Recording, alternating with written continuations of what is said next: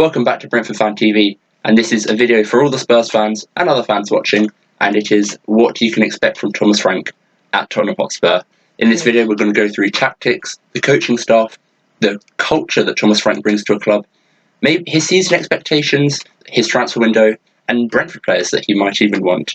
And so, take it away, Ben. Yeah, so I think we'll start off with the tactics. And Thomas Frank, he has had a wide variety of tactics or formations he's played. And I think he's very versatile, changing it based on the team they're playing.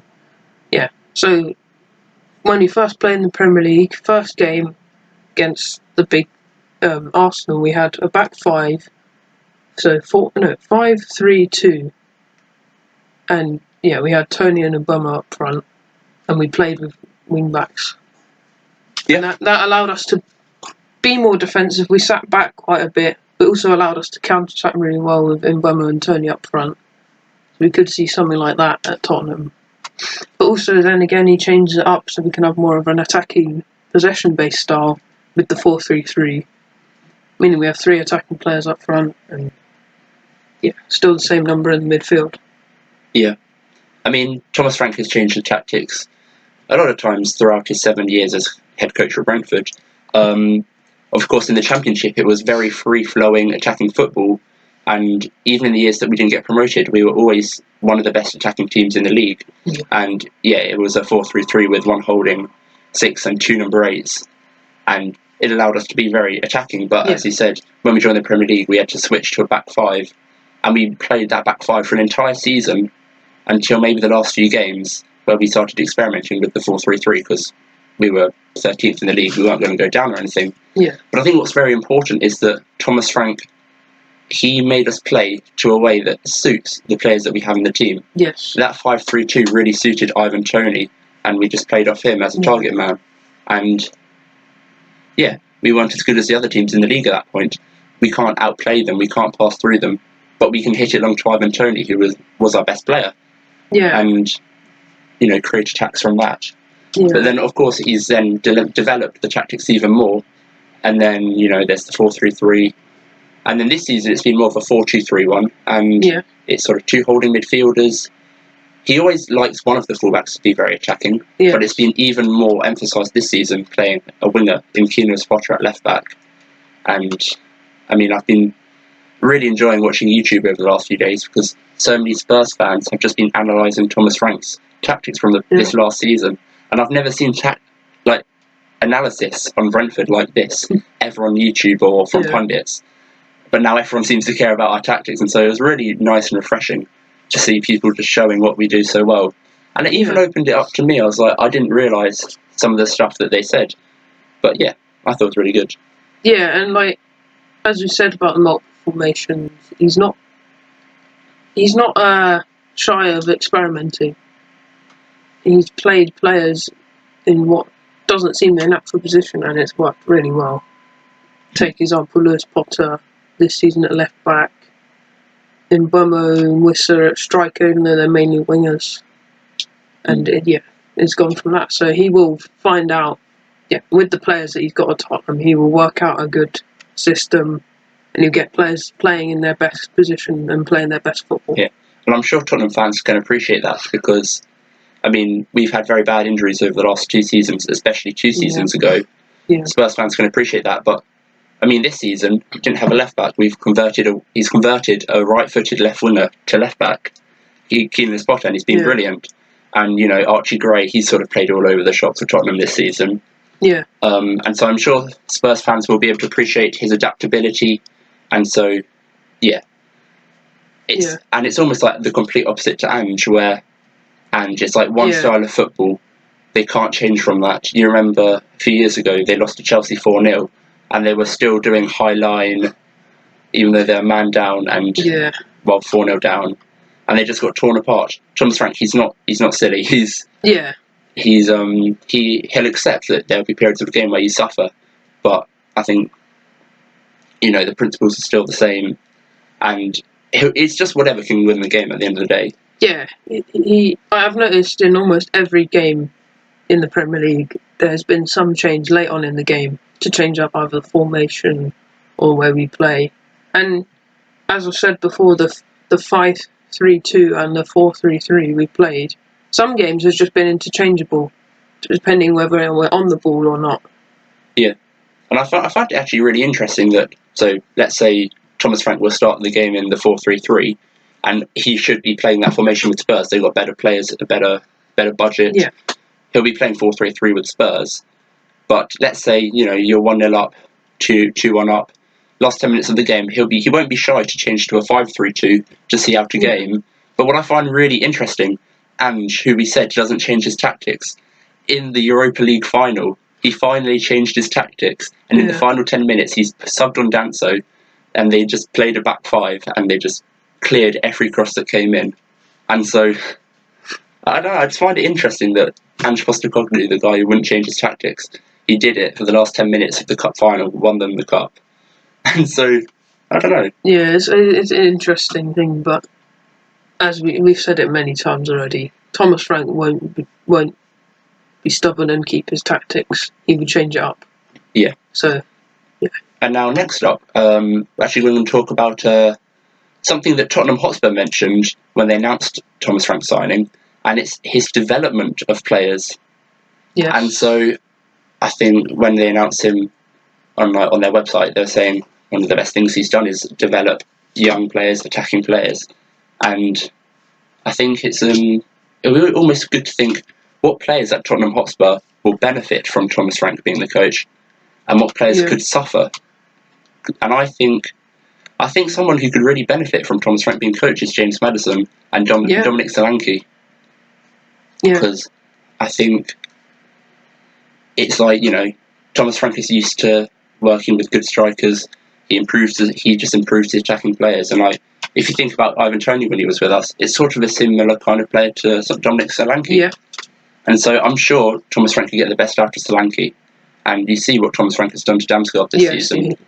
I think if he can channel that to Maddison, get their number 10 playing in a very free role, then it could be beneficial to Tottenham. Yeah. Again, as well, he's been good in developing young players. Most recent example being Yarmulke, playing that really good midfield, sort of holding, but not too rigid. He's been playing really well there. Even cited by Napoli. But yeah, that could be good for players like Archie Gray and a lot of other young players that Tottenham have. Yeah. And then, and also sort of going on to the next topic even, and blending it with this, the coaching staff that Thomas Frank is taking over from Brentford, one of them being Justin Cochrane. Yeah. Brentford wanted to make Cochrane our manager, but Spurs have convinced him to come over under Thomas Frank. And Justin Cochrane, he's done work at Tottenham before with their youth academy, and so he's worked with players like Dane Scarlett and other players who are coming through the Spurs team right now. So he's already got a few familiar faces that he'll know. Justin Cochrane, he's doing work with the England team. He works with Thomas Tuchel, and he's still going to do that even now he's at Spurs. Yeah. You saw the other day he's on the sideline for England behind Thomas Tuchel.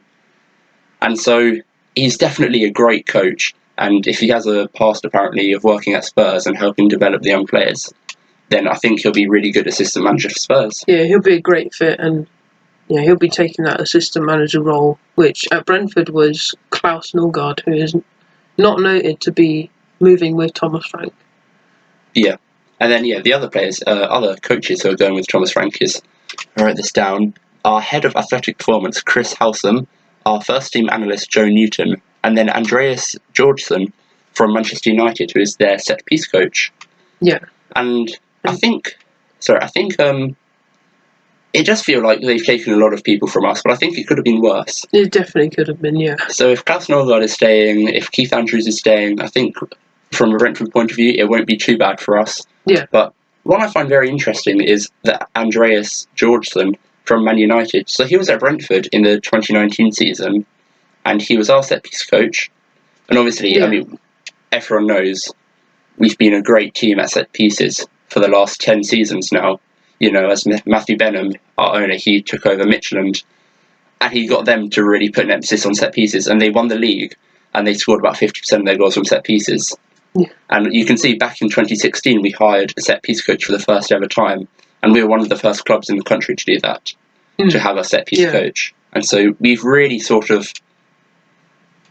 been the first team to do that in that way. Yeah. But go on. Yeah, and also a lot of our set piece coaches have been taken by other clubs. We've already mentioned Andreas Georgeson, and our one after. I forgot his name, but the set piece coach after him was bought by Man United. No, bought by Chelsea.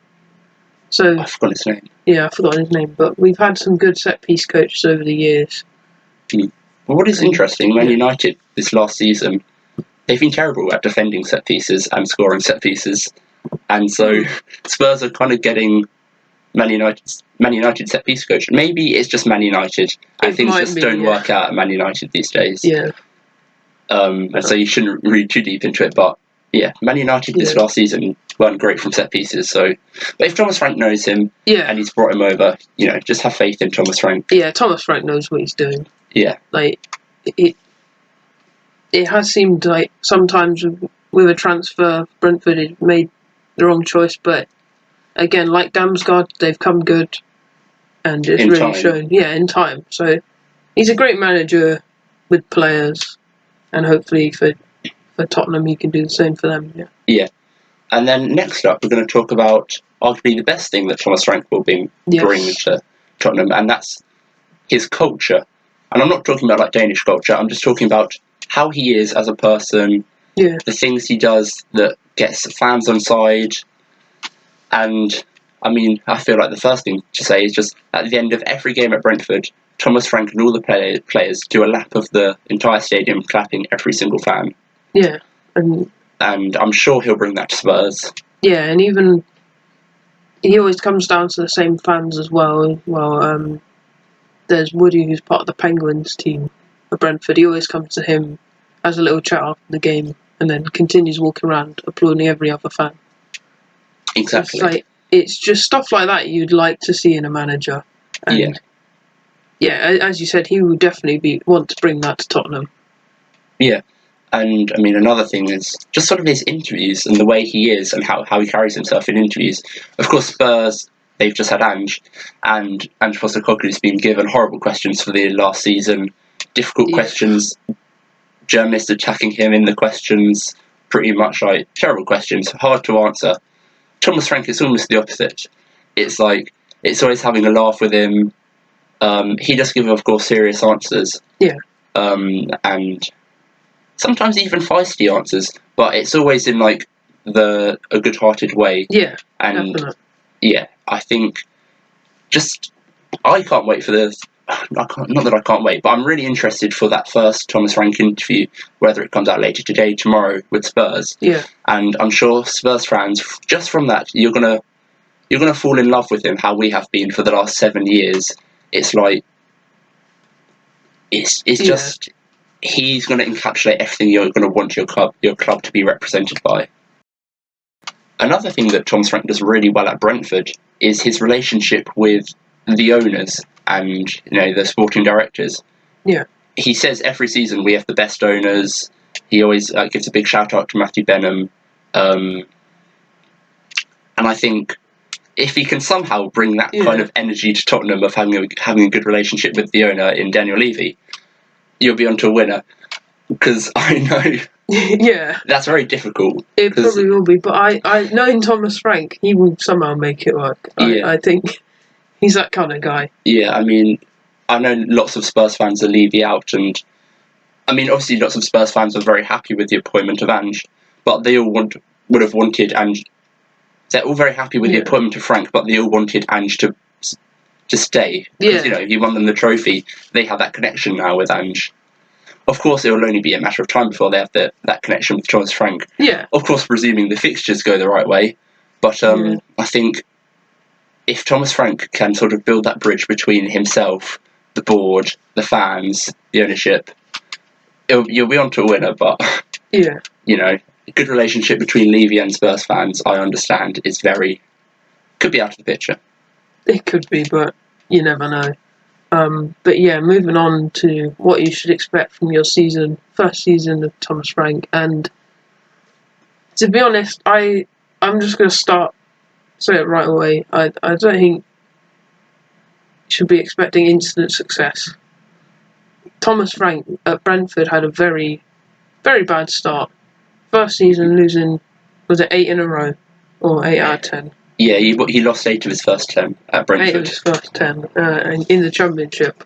Yeah. But as you've seen, from then on in the Premier League, and then he's been great for us. So it may be a very slow start with results, but if he stays long enough and is given that chance, he could do incredibly for Tottenham. Yeah. Like consistently getting in top 4, that sort of thing. Yeah, I have no doubt that Thomas Frank will do well at Spurs. It's just, if it doesn't go right at first, don't hate him straight away. Yeah, it's that sort of thing. But yeah, season expectations for Spurs, I think a good season for Tottenham Hotspur next season under Thomas Frank would be top 8, I'd say quarterfinals or round of 16 of the Champions League. I think that's very possible. And then a semi decent run in an FA Cup or Carabao Cup. Yeah. And obviously that's not a trophy. And maybe you're saying if it was just top 8, so he gets 8, not incredibly great, but I think it's what you can expect. Yeah, because it's a big step up for Thomas Frank. He's been amazing at Brentford and done better than we possibly could have imagined in the 4 seasons. So, yeah, as I said, I don't think it'll be instant success, but it will definitely come. Success will come at Tottenham if Thomas Frank stays a long term. Yeah, I mean, of course, best case scenario for Thomas Frank and the fans on the board would be he stays for 7 years like he does at Brentford. He turns the club around, they get top 4 consistently, they win trophies. And that's the dream. Yeah. But I do think there's a part of Thomas Frank that's almost looking past Tottenham already, because he's gone from Brentford to Tottenham. It makes sense. He's going from Premier League to Champions League. And, you know, he's going to be amongst all the best managers in Europe now. But I almost think he can see Tottenham as a stepping stone, because now he would have managed Tottenham, and I presume he does all right. That just opens up the door to the entirety of the top teams in Europe. And I think it probably does, yeah. He's going to be like any player. He's going to be ambitious, and I'm sure he has ambitions to manage the top teams like Real Madrid, Barcelona, and so he does, yeah. I'm sure he might even see Tottenham Hotspur as a stepping stone. But yeah, we don't really know. But back on the season expectations, I think if I'm not 100% sure, but I think his first game, official game other than pre-season, would be the Super Cup against PSG. Yeah. Which I think could be a great opportunity for him to build a bit of a connection with the fans. Even though I don't expect Tottenham to win that, because PSG are incredible they've been incredible this season, and the way they dominated that final in the Champions League, it'll be tough. But if he can somehow have a good performance and get that win for Tottenham, that would be a great start. Yeah. I mean, what's really weird, which I really hate this, Tottenham's first game of pre-season is Arsenal. Of course, both teams will be playing rotated teams. There'll be, rolling subs as there is in pre-season. But I don't like that. You shouldn't be playing your rival in pre-season, because if he loses to Arsenal in pre-season, or if he wins, people can say, "Oh, he's already beaten Arsenal," or "He's already lost to Arsenal," when it means nothing. Yeah. But but as he said, if their first proper game of the season is the Super Cup, and I don't know if people count that as a major trophy, but there's no reason why he can't win it. Yeah. It's a one-off game, and so if he can just bring home another trophy to Tottenham before the season's even started, I think he'll be off to a great start. Yeah. Moving on to the transfer window that Thomas Frank could have at Tottenham, and I mean, we're not Spurs fans. We're not watching every single post, every video about Tottenham Hotspur transfer links, but there are a few interesting things, and I've seen it's not too certain over Son's future at the club. I'm going to presume he will stay. But Yeah, that would be a huge loss, losing the it captain would and their be best player. very huge. There's a really interesting one in Christian Romero, and it's rumoured he might be leaving the club now. But what I found really weird is that, so as all the players have done, send their messages, their thank you messages to Ange Postecoglou when he left or got sacked. Romero didn't post his when he got sacked. He posted his literally a minute after Thomas Frank got officially confirmed by the club. I'm going to take it more as it's not anti-Thomas Frank. I'm going to take it more as it's anti-Daniel Levy, and it's more of a statement to Daniel Levy in saying, why have you done this whole thing? We were fine with Ange, which I do respect. Because the players really, really liked Ange. Yeah. And they will see a huge loss, but hopefully they can move on quickly. Yeah. And see Thomas Frank for what he is. Great guy. Yeah. I saw that lots of Spurs fans, I think, want to CDM this summer, which I understand, but I'm not the only person who thinks they've got plenty of depth in the midfield anyway, with Sarr, Bentancur, Bissouma, Archie Gray, and Bergvall. Yeah, they've got depth. That sounds like a lot of centre mids and CDMs. I don't know. I'm not a Spurs fan. Maybe they want better, but I don't know. I mean, just today we saw that Spurs had interest in Christian Norgard, our captain, but I think we've just blocked offers on that completely. Yeah, I've seen it reported that we're going to block offers for Norgard. I mean, it's a good thing because yes, we're a selling club, but we can't sell everyone anytime there's a half-decent offer. Yeah.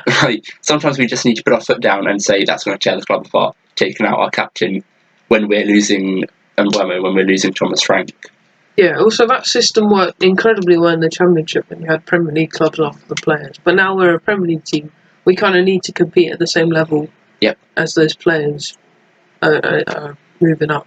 Yeah, we can't lose everyone at once. We mentioned Norgard. There's other Brentford players who Tottenham Hotspur are interested in. Apparently, Thomas Frank might want to take over Nathan Collins. Yes, I've seen that. They better not. Yeah, I hope not. I mean, that'll be like 5 teams in 4 years or 5 years for Collins if he goes. Because he's only just moved to Wolves season before we bought him. Yeah, and he's only been. He was at Stoke. He did Burnley for 1 season, Wolves for 1 season, and then us for 2 years now. Yeah. Anyway, that's just a rumour. Obviously, if Romero did leave, that would be strengthened, that rumour. But hopefully we can keep Norgard. Another person who Spurs are interested in is Yehor Yarmouk. Yeah. I haven't heard too much about that, but I feel like the club have already said we want to keep Yarmouk, and we've already denied an offer from Napoli. Yeah. So I should expect we'll deny Spurs' offer if they're offering. But I mean, but we already said they've already got so much depth in that position. Yeah. I don't see what Yarmouk would bring to them that they don't already have. I mean, he's a good player, but I mean, I did hear that the figure we'd ask for is around 30 million, which is a lot for someone who's only played 1 season in the Premier League, really. Never got a goal contribution for Brentford in the Premier League, But he is a good young player. He's a great player, and he has that attitude and commitment that you like to see in players. Yeah, but I'm sure we'd block offers on him. Yeah. But the last one is the most interesting one of Brentford players who Frank might want to bring over to Spurs.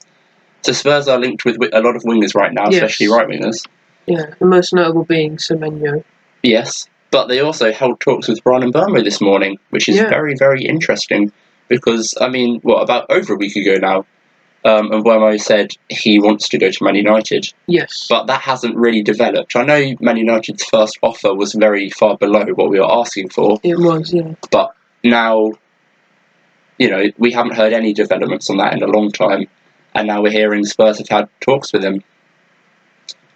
Yeah. I mean, we'll see what happens. I'm not the biggest Spurs fan, but now Frank's there, I'd much rather see Mbeumo go to Spurs than Man United, just because he deserves to be playing in the Champions League. He's that good.